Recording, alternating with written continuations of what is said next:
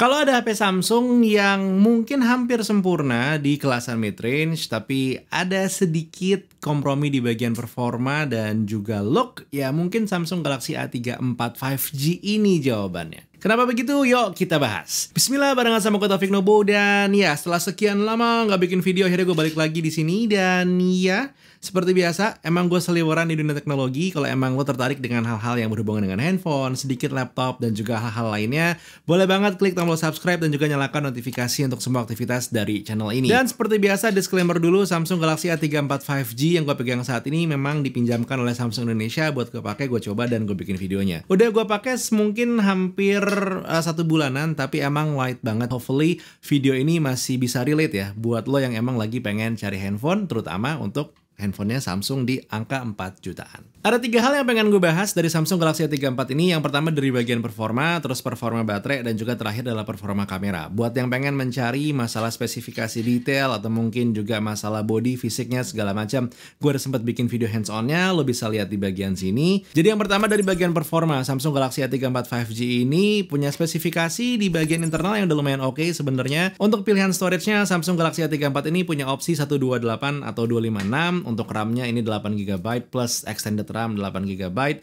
Dan juga nggak ketinggalan untuk bagian chipsetnya, dia menggunakan MediaTek Dimensity 1080. Nah, Dimensity 1080 ini memang bisa dibilang sebuah game changer ya di antara Samsung Galaxy A34 dan juga Samsung Galaxy A54. Karena untuk pengujian kedua buah device ini yang gue lakukan secara bersamaan, bisa dibilang keduanya ini punya karakteristik yang berbeda, tapi kalau lo emang cenderung lebih doyan main game, Samsung Galaxy A34 ini lebih tepat ya. Karena emang secara bagian performanya oke. Nih, raw powernya di bagian Antutu gue bisa dapetin angka 470 ribuan lebih, ini udah oke. Sementara kalau gue ukur pakai Geekbench 6, single core-nya 1031, multi core score-nya 2502. Untuk OpenCL-nya ada di angka 2395, dan untuk Vulkan-nya ada di angka 2433. Yang lumayan mencengangkan adalah di saat gue coba ngetes pakai 3D Mark, karena untuk angka stabilitasnya menyentuh 99,6%. Highest score-nya ada di angka 2315, sementara untuk lowest score-nya ada di angka 2305. Jadi hitungannya ini emang satu buah performa yang oke kalau misalkan lo pakai terus-terusan. Dan bener aja pas gue coba untuk main Call of Duty Mobile, dia bisa dibilang performanya ini cukup stabil, tidak ada masalah. Dan untuk masalah hangat di bagian bodi belakangnya, ini tidak terlalu yang gimana-gimana. Pas gue ngetes mulai dari proses downloadnya, tutorialnya, sampai kemudian gue main gamenya, Samsung Galaxy A34 5G ini di bagian belakangnya ini nahan panas stabil di sekitaran suhu 36 derajat. Ini satu buah angka yang udah oke dibandingkan dengan Samsung Galaxy A54 yang emang kalau untuk peruntukan gamingnya dia cenderung lebih panas dibandingkan dengan Samsung Galaxy A34. Penggunaan sehari-harinya gimana? Ya tentu kalau kita gunakan untuk messaging, social media, dan segala macamnya nggak ada masalah.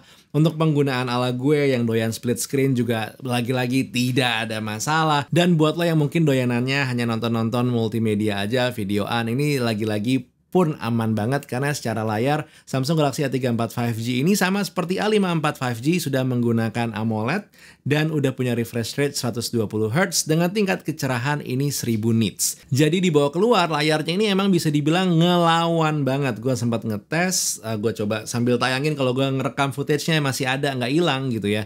Ini lumayan banget. Walaupun mungkin kelihatannya kalau di sini bukan yang paling cerah, tapi banyak banget handphone-handphone yang KO nih begitu ketemu cahaya matahari yang seperti ini. Blast, langsung nggak kelihatan layarnya itu menampilkan apa. Tapi memang dengan segala performa yang dimiliki Samsung Galaxy A34 5G ini bukan berarti tidak ada kompromi. Kompromi yang pertama tentu ada di bagian layarnya. Desainnya ini emang belum menggunakan punch hole atau Infinity O, dia masih menggunakan Infinity U. Dan kalaupun kita ngelihat ke bagian bawah, ya untuk bagian bezelnya tidak dibikin simetris, bagian dagunya memang sedikit lebih tebal. Walaupun lagi-lagi gue ingetin, secara kualitas layar udah oke, tapi desainnya ya seperti ini. Dan di bagian bodi belakangnya untuk materialnya, Samsung Galaxy A34 5G ini masih mengandalkan polikarbonat dan gak ditutup-tutupin sama Samsung gitu ya. Gak coba dibikin desain glass stick apalah segala macamnya, enggak. Blast udah dibiarin aja gitu. Ini bodinya poli, rasanya poli, and that's what you get di harga 4 jutaan. untuk Samsung seri A di A34 5G. Nah, lepas dari masalah performa, gue pengen ngomongin masalah baterai. Gue nggak punya nih satu buah data yang konkret yang gue catet gitu ya, hour by hour, minute by minute, tapi emang based on pengalaman gue kemarin ini keluar Jakarta selama kurang lebih 12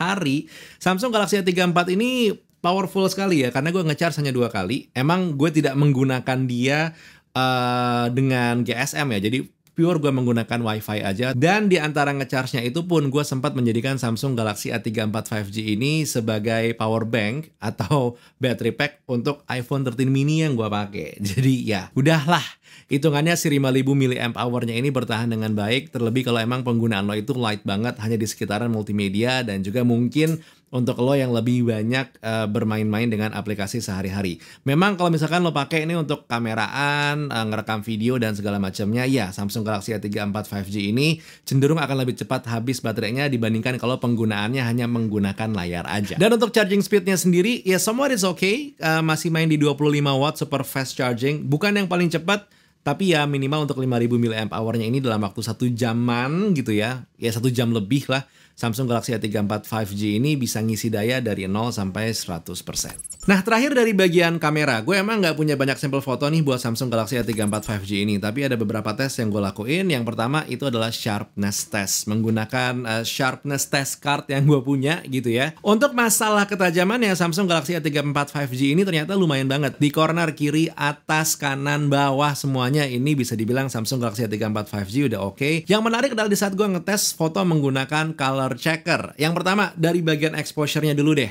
Samsung Galaxy A34 5G ini bisa mengukur exposure dengan tepat untuk control lighting ya. Jadi hitungannya ini udah bagus sebenarnya. Sementara di bagian pewarnaan ya, kita bisa ngelihat ternyata Samsung ini bermain-main dengan warna ya. Dia agak cenderung shifting. Kita bisa ngelihat nih untuk garis merah dan juga magentanya ini agak meminggir ke kiri. Sementara untuk skin tone-nya lo bisa ngelihat Samsung ini agak ngegeser warna kulitnya agak sedikit lebih ke kuningan. Hasilnya adalah beberapa foto yang bisa gue kasih lihat sekarang. Sebenarnya jatuhnya begitu kita ngambil foto biasa aja, aman-aman aja. Bahkan untuk beberapa warna yang kompleks, satu foto banyak tipe warna pun juga Samsung A34 5G ini masih bisa menangani dengan cukup baik. Dan untuk scene optimizer-nya seperti biasa Samsung juga masih cukup agresif.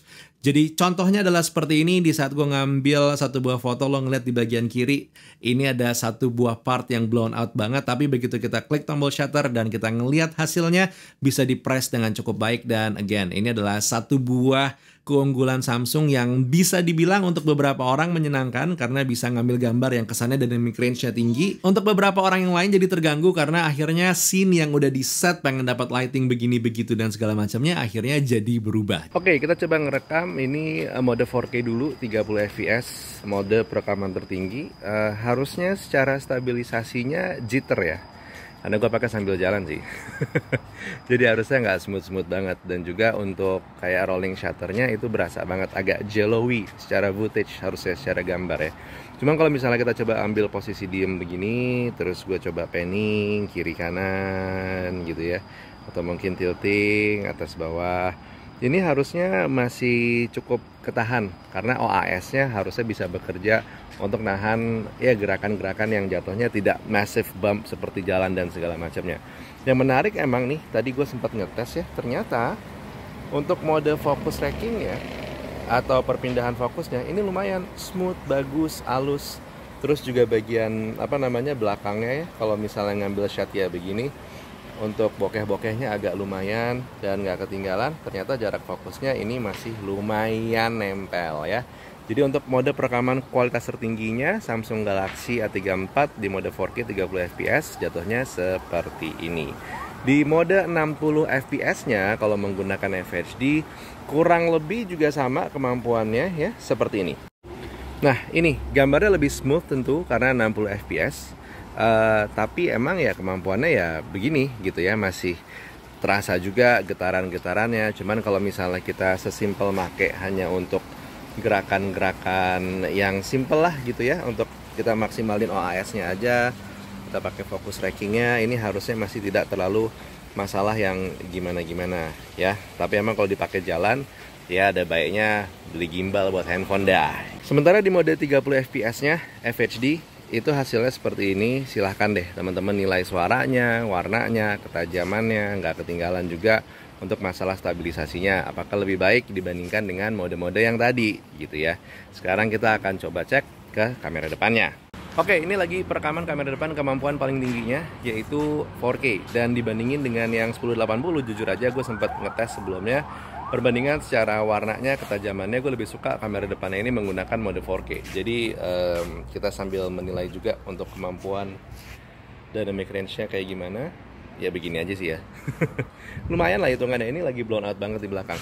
Jadi emang kalau misalkan lo ngerasa pengen merekam shot yang seperti ini gitu ya, menurut gue, dan still nggak banyak jalan-jalan, perekaman mode 4K 30 fps menggunakan kamera depan Samsung Galaxy A3 4 5G sepertinya opsi terbaik. Jadi kalau misalnya pengen sosok bikin video YouTube gitu ceritanya, this is actually one of the best di area 4 jutaan ya, ini si Samsung Galaxy A3 4, sesuai antara harga dan kemampuan tentunya. Satu catatan utamanya untuk kompromi di bagian kamera video itu adalah yang pertama, perekaman kamera belakang itu mentok di 4K 30 fps, dan di kamera depannya itu tidak hadirnya mode perekaman 60 fps. Semuanya hadir hanya dalam mode 30 fps aja. Now by the end of the day, menurut gue Samsung Galaxy A3 4 5G ini bisa menjadi lagi-lagi sweet spotnya Samsung Galaxy A series. Antara harga dan juga performa itu oke.